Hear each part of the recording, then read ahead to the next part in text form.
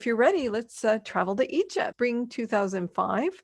And this is actually just simply made with a strip of black cardstock. I had just cut out some squares, first brown, then beige, and put sticker letters on top of it. So it's a great way if you have strips of cardstock because you've been cutting out mats or other things. It's a great way you can make some really fun borders.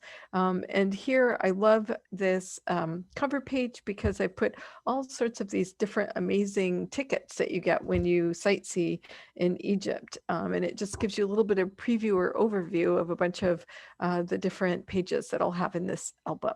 And I turn the page and you'll see this is a very simple and actually quite quick layout. It's really just using cardstock and again, leftover pieces in many cases of cardstock. But this border really literally just a strip of cardstock that's about 1.5 inches wide. And then I matted some smaller crop down photos. And this is actually a sequence of photos of Rachel was on a camel. The camel was kneeling down so she could get off. So it's kind of an action strip of photos there. As you'll see, no fancy designer papers, just really plain brown and red cardstock here. And here, sometimes I just want the photo to do all of the talking on the page. And this is just such a classic pose, touristy pose in Egypt. My husband on a camel in front of the pyramid. So I printed that out much bigger. I think I used 8.5 by 11 paper. And then again, just two kind of strips of cardstock, one layered over the other with some letters on it to do the title. And quite often in this book, I just did my journaling right on the page. This is something you can do if you want to get a little bit of a fancier look. So I've used red cardstock to mat the photo, but I cut the photo into strips so that some of the cardstock would peek through. So again, pretty easy design element to add a little pizzazz to your page. Here, I think just some of the things that I like to include when I'm doing travel albums, but again, using basic strips. So you see here, this is just like a 1/2 inch strip of orange cardstock that I had left over. So I used that as the border and then did a similar thing here with just a really narrow strip of orange cardstock. And then I put some of these business cards and other cards that I had to carry with me. And then this was a map of El Mahdi. It's a section of Cairo where my TDY, my temporary apartment was, where I was staying while I was in Egypt. So I was there for 3 months for work. Again, just going with basic cardstock. This, we were working on the Egyptian version of Sesame Street, Alam Simsim, and, you know, just kind of use the colors from the Egyptian Muppet to decide what colors of cardstock to use. Here, I had some security notices that I wanted to put into my album. So I just used cardstock to make a little pocket, those down into the pocket. Also made my own journaling mat. So again, just layered some yellow cardstock on top of the green and used that to do my journaling. Here I just cut squares out, slightly larger and a slightly smaller one in the 2 different shades of blue. And then I used my Creative Memories corner rounder and rounded 2 of the corners to make this almost teardrop shape, which I thought just kind of blended nicely with the antique look or the kind of world traveling look. And then just put some stickers on it to create these borders. And as I always like to do, putting in some of my flight tickets into my travel album. Again, just some strips of leftover paper.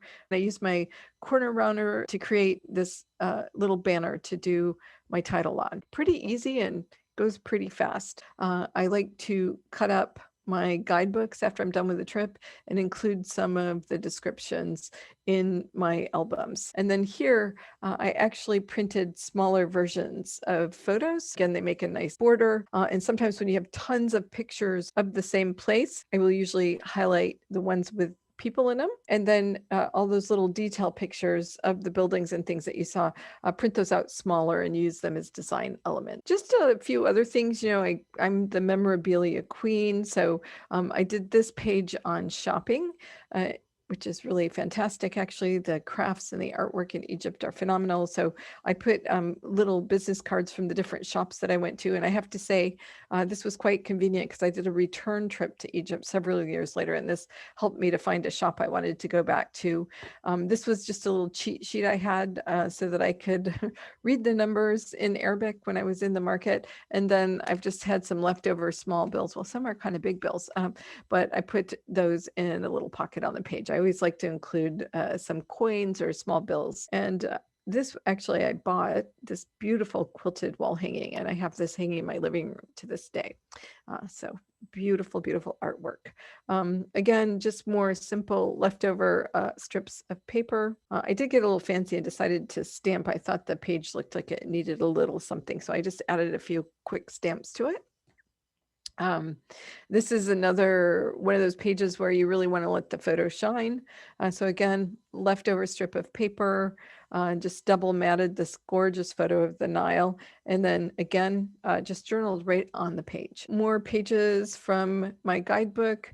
I just found the Egyptian Museum so overwhelming. So it was actually nice to have a few little descriptions of things that we had seen in the layout of the museum that you could include here along with my ticket. And actually I said in my journaling, exploring the museum was daunting. Here we are at the pyramids, and Egypt actually has the best tickets. I mean, they make the best memorabilia for your albums. So again, just using this sort of double matting, very simple technique. More museum pictures. And then here, I was actually able to convince my husband to do a little journaling of his own. So gave him a journaling card, and he wrote about going down into the Red Pyramid. So it's nice sometimes if you can get other family members or friends or folks that you're traveling with to contribute to the journaling in your book. The quintessential shot, well, one of many quintessential shots in Egypt. And then you'll see I did have some of this beautiful brown paper, which I liked for the background here, but then I didn't have two pieces. I only had one piece left, but I had some scraps. So made a border to make this page flow from one page to the next. This is going into the town of Alexandria. These were our train tickets, believe it or not. They're just so beautiful. And again, this trick of, I had one 12 by 12 piece of paper, and rather than just putting it on the whole page, I cut it and I put a small piece of it here, a small piece of it here, a border. And what that does is help your pages flow from one page to the next. And then you'll see, again, this smaller, narrow strip of paper I've cut here matches the border on the other side. So these are just great ways that you can use up your scraps of paper and still, in a very simple way, have some nice design elements on your page. Here we are in Luxor. Again, just a really gorgeous picture that I wanted to let do the speaking on this page. Just again, you see I'm really allowing the page to shine through, working directly on the page, using some cardstock as mats. And again, this is kind of a technique to know to, again, draw the eye across and have your pages run one right into the next. So I've got two pages from my guidebook, and I matted them both in black, but I did not include matting on this side, so it looks like it flows across the border. So that's just a nice little design tip there. This page was super fun. As we were walking through the ruins in Luxor, you would see where they were still working to refurbish different monuments. And there would just be these piles and piles of stones, and you probably can't see it, but they have little numbers on them. And so I thought these are just like gigantic jigsaw puzzles. You can see how they're piecing them back together. I use the Creative Memories jigsaw punch, again, with this idea of using sticker letters to make a border title across the top. And then for my photos in these journaling blocks, I just hand cut them and then matted and hand cut them to look like puzzle pieces. On this page, I just put a lot of extra like tickets and memorabilia that I had that hadn't fit on other pages, and is often the case with me. I haven't quite finished this album. I have several pages and more pictures to go, but it doesn't stop me from enjoying it. And as you can see, I started this album in 2005, and one day I'm hoping to finish it.